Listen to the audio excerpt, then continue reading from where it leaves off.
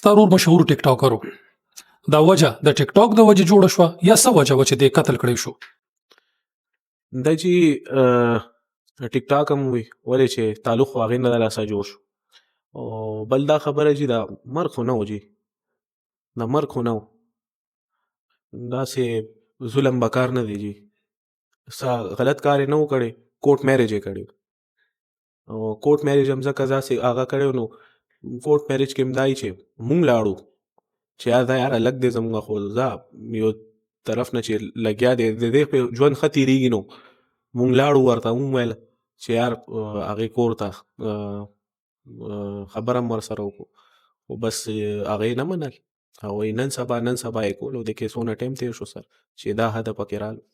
مطلب تاسو په هغې یوه جرګه د جوړې دپاره کړې وه چې دا رشته په رضا سلا باندې وشي، خو هغوی پکې مطلب دا دی چې انکاري و، بیا ستاسو ورور کوټ میرج وکړو او هم داسې جي همدغه خبره ده.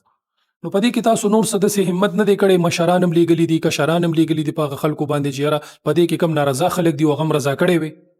جی تللی یو که نه، ما خو تاسو ته وویل چې خپل مورکې مې بوتلو، خپل وروڼه مې بوتلل چې یا راځئ یا لاړ شو. زه په خپله لاړم، زه مشر یم، زه په خپله لاړم چې په رضا یې راکړئ. نو اوس دا خو شوی کار دی، اوس دې کې څه کولی شو مونږ؟ او نه مونږ داسې تاسو نه څه ډیمانډ کوو چې یا دا شی راله وکړه یا دا شی راله وکړه.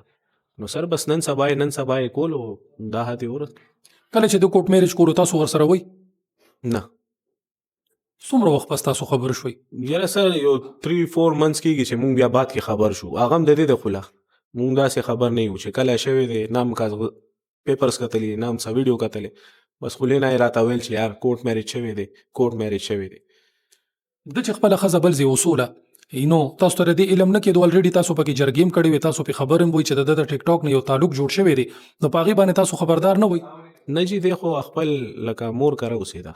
هغه جینۍ چې کوم وه که نه کم چې دا خو راغلی نه ده دلته، دا خو چې کوټ میرج هم کړی دی هلته مونږ چې خبر شوي یو نو مونږ لاړو په جرګه هلته لاړو او ویلو مطلب دا دی چې هغې طرف نه څه ریسپانس نه راتلو لکه مشران چې کوم هغې مورکې هغې خور چې کوم دی لکه داسې نه ویل چې بوځئ یا څه داسې ډیټ وښئ یا کال پس یا 2 کال څه خبرې نه کول جي. زیاته رابطه په کور کې تاسو چا سره وه؟ مطلب د دې دپاره چې دا جوړه وشي، دا رشته وشي، تاسو پې خواري محنت کړی و، چا سره به ډېره رابطه وه ستاسو؟ رابطه خو سر تاسو ته زه ووایم نو هېڅ چا سره هم نه و چې کله هم داسې خبرې کېدې نو د په خپله د جینۍ سره کېدې یا د دې مور سره یا خور سره، بس نور چا سره نه.